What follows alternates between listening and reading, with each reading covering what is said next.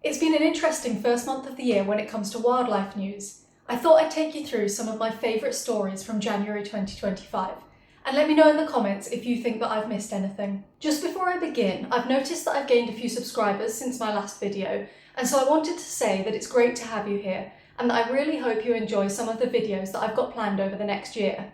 For those who don't know me, my name's Emily, and I work as a zoologist with a specialism in wildlife conservation. I've done a range of projects around the globe related to wildlife conservation, and right now I'm researching how human noise affects mammal behaviour as part of my PhD. I tend to make videos like this one to share some of the things that I learned during my work, as well as to encourage people to take wildlife-friendly actions within their own lives.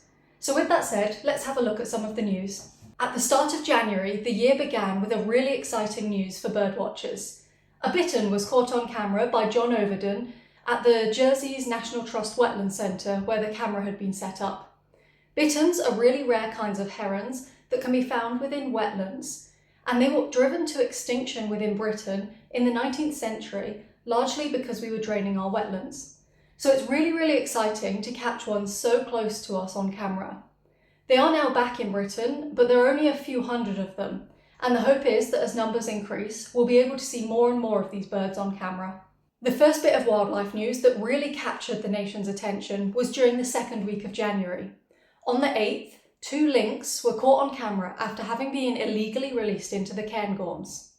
Lynx were once a native species here, but they are no longer considered so, and therefore, under the Wildlife and Countryside Act of 1981, in section 14, it's now written that it's an offence to release them.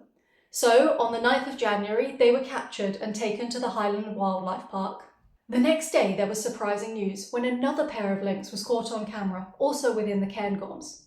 It's incredibly irresponsible to release animals like this without both locals and the law on your side, and it often leads to the death of the animals.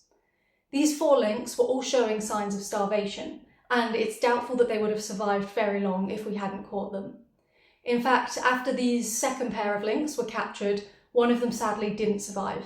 The 3 surviving lynx have been sent over to Edinburgh Zoo, where they're undergoing a 30-day quarantine.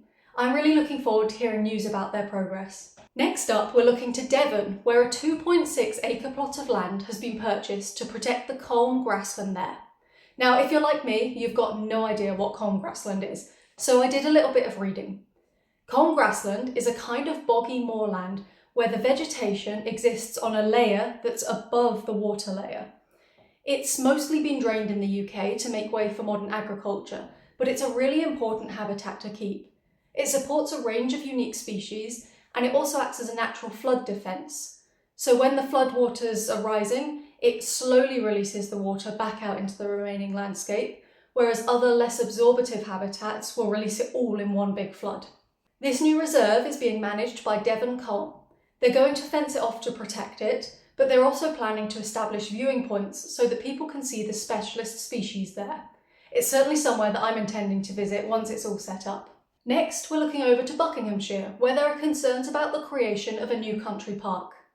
The Little Marlow Lakes Country Park would be the creation from a current bit of land into a new landscape that would become a suitable alternative natural green space. This would mean, among other things, that dogs would be able to roam there off-lead. Wild Marlow and the Buckinghamshire Bird Club both have concerns about the impact that this is going to have for the 186 species of bird that currently live and nest on the site. For more positive news, we can look over to Cleethorpes Beach. On Boxing Day, crowds of people and dogs were seen surrounding a seal that had come up to rest on the beach. This can be really harmful for seals, especially if they're a little bit weak or maybe younger. So Cleethorpes Wildlife Rescue have taken matters into their own hands. They've come up with a new series of signs that can be put up on the beach whenever a seal is resting. These signs have contact numbers for the wildlife rescue, just in case people are concerned about the health of the animal, but they also have information about how seals probably are perfectly healthy and just tend to use the beach as a resting place, so should be left alone. This January also marked the 100th release of pine martens from Scotland back into England and Wales in various locations. Pine martens are a native animal to our forests, and there's evidence that their presence can reduce the presence of invasive grey squirrels allowing the presence of native red squirrels to return.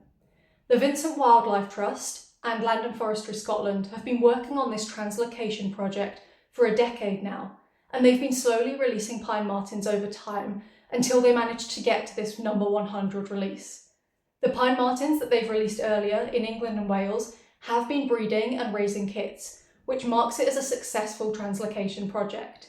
It really goes to show what good can come from different organisations working together in the long term, and I'm personally really excited to see this native species expanding its range back through its historic areas in England and Wales. The middle of January found us returning to news about seals. 4 seal pups were rescued from beaches during December as a result of being in poor health. Since then, they've been being cared for by the RSPCA, and this month they've been released back into Combe Martin Beach to be back in the wild again. If you're enjoying this video and want to help support me in bringing more videos like this to your attention, then I'd really appreciate it if you could check out my Patreon page. For as little as £2, you can help support me, as well as have a say on things like the types of videos that I'm producing and get personalised art pieces related to wildlife. Or if you can't afford to do that, then just giving this video a like really helps spread my content around and brings other people's attention to our wildlife issues. But let's go back to the animal rescue news, and this time have a look at hedgehogs. Prickles and Paws Rescue brings in hedgehogs from unsafe areas that aren't doing too well, rehabilitates them and releases them into the wild. Now, it is best to release a hedgehog near to where you initially took it in, but sometimes that's not always the safest option for the hedgehog and not always feasible to do. In those cases, rescues need an alternate site to be able to release the hedgehogs. For Prickles and Paws Rescue, this site is RAF St Morgan's. This is an RAF training base where they don't actually fly, so there are great habitats around for animals like hedgehogs. This January marks the 100th release of hedgehogs onto this site, with 5 of those happening in this month. On the 18th of January, wildlife news came a little closer to home for me. About 100 people gathered in Belfast to watch the Starling murmuration. This is a real victory because the Starling murmuration was almost lost in Belfast.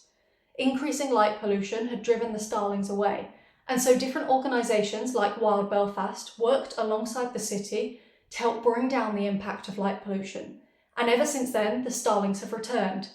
This really goes to show what can happen and the sort of impact we can have on species when we work to make changes with them in mind, and it also shows how resilient nature can be, and that if we make space for it to return, it can recover. Towards the end of January, we look down to the south of England, near Winchester, where a 3-year hedge restoration project has just hit its halfway mark. They've already planted over 37,000 trees, and the intent by the end of the project is to create a 14-mile-long section of connected hedgerows. This is going to be really important for species like the hazel dormouse, which is one of the UK's rarest mammals. This species relies quite heavily on hedgerow for its survival. If you're curious to know about how hedgerows affect other species, then you can check out a video that I released a couple of years ago, which goes through the different sections of the hedgerow and the different species that you can find relying on it at those different levels. On the 21st of January, it was Red Squirrel Appreciation Day, so what better day to release some news about them? A new colony of red squirrels has been found living on a Sitka spruce plantation for the first time in Yorkshire. Red squirrels are a protected species in the UK, and they are the UK's only native squirrel species. Therefore, it's really exciting to see any news about their range expansion. Julie Bailey, who discovered these squirrels, is now working with volunteers to be able to help increase their population as well as protect their trees. And of course, we can't forget about the last weekend of January, when the annual RSPB's Big Garden Birdwatch took place. Over 7 million garden birds were counted across the UK. So far, house sparrows took the top spot, followed by blue tits, and then by wood pigeons. There is still time for people who counted to submit their recordings if they haven't already, so this may change when the RSPB puts out their final report. That's all I have for wildlife news in January 2025. It seems like we're starting off the year with some really encouraging stories, and I do hope that continues. Let me know if I missed any stories from January that you know about, or if any of the stories have had updates since. That way we can keep encouraging people to talk about these really important wildlife topics.